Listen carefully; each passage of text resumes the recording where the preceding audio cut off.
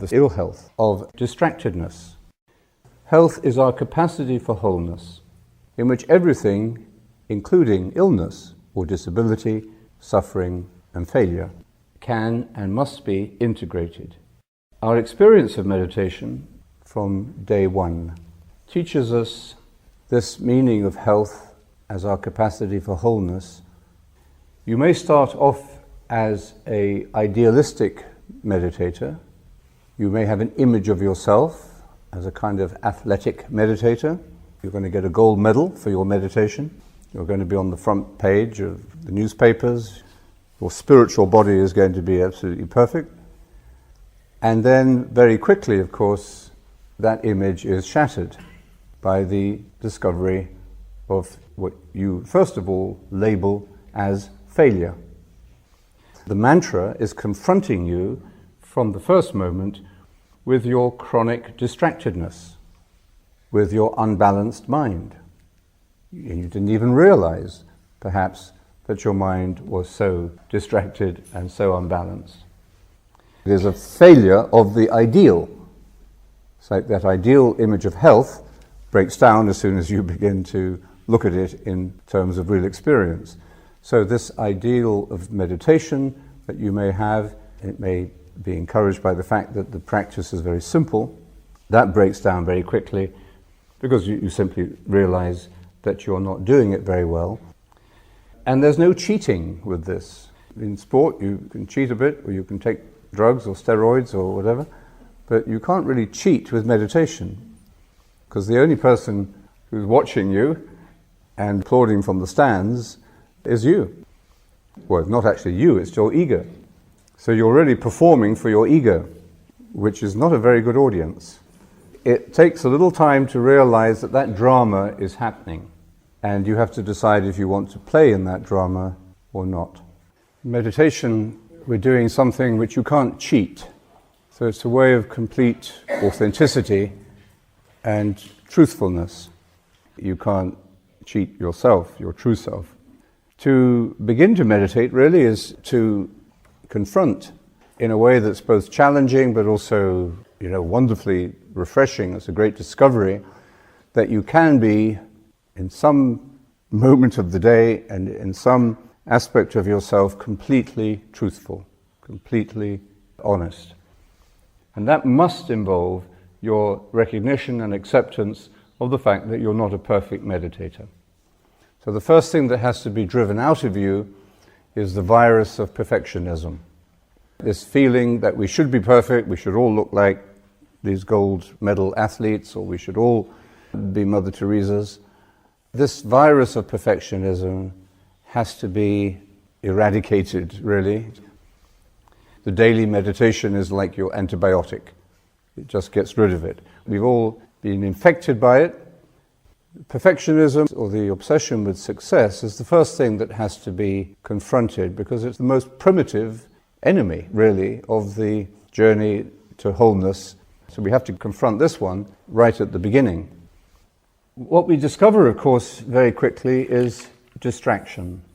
Distraction is first of all felt as a failure. We would like to sit there with clear and open minds. We've had maybe brief moments or taste of what a calm and clear and tranquil mind would be like.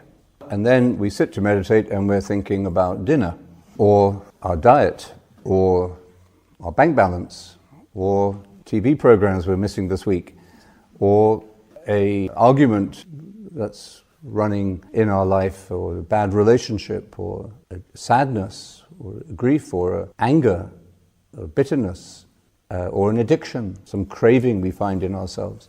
So whatever it may be, that's what we find ourselves focused upon.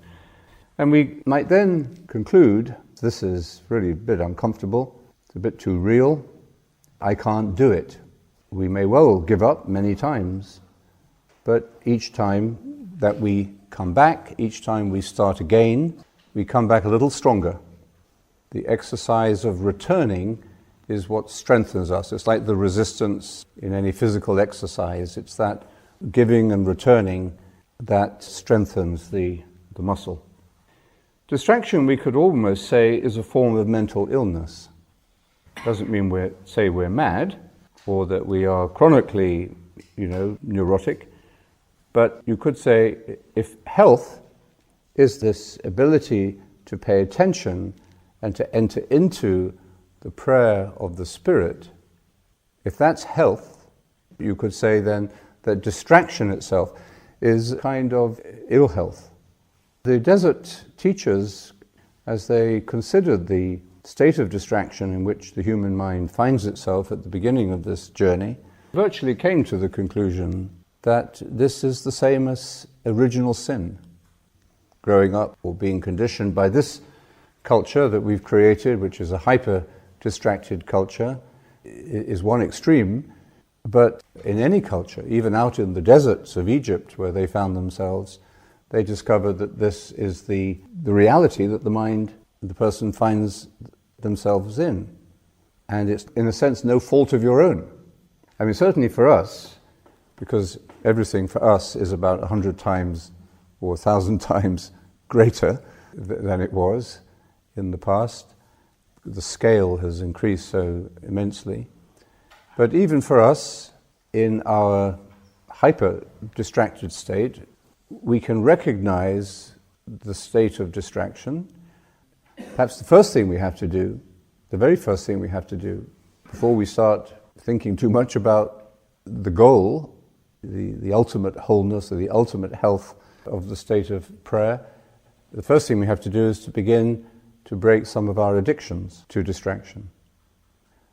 I was teaching in a business school earlier this year. I wasn't sure how it would go and what the motivation of these second-year MBA students, so about 27, 28-year-old. Maybe they thought meditation and leadership was a sort of easy course for them to do. But in fact, I realized quite quickly that they were very serious about it. They were very dedicated to it. They really took up the practice. I said to them at the beginning, your course commitment is that you should meditate twice a day for the next 6 weeks. They achieved that to about 73%, which I thought was very good. It was really encouraging to see how they responded to this.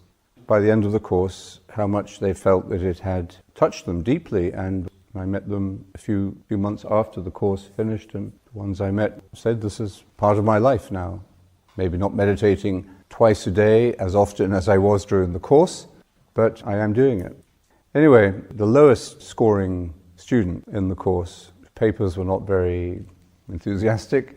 His meditation performance was about 20%, so I shouldn't have done, but formed a certain image of him. But then when I met him and talked with him, as I did with each of them, I realized he probably got more out of the course than anybody else, because he said, I know that I haven't done very well, and he said, I've discovered something that has been quite shocking, and that is that I am totally addicted to distraction. And he said, I can see it when I go home into my apartment every evening. I open the door. The first thing I do is I put on every electronic device I can find. And it's playing, it's it's online, everywhere.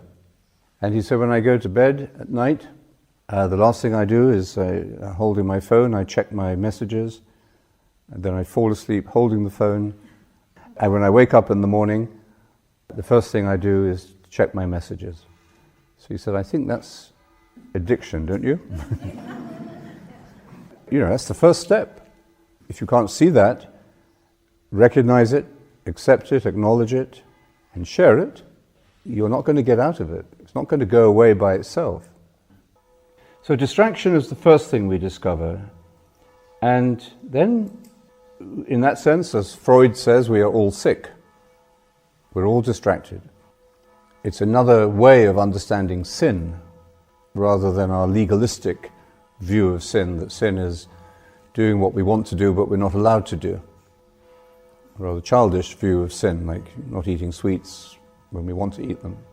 That isn't actually how we experience sin at all. Sin, according to St. Paul, is about a divided self.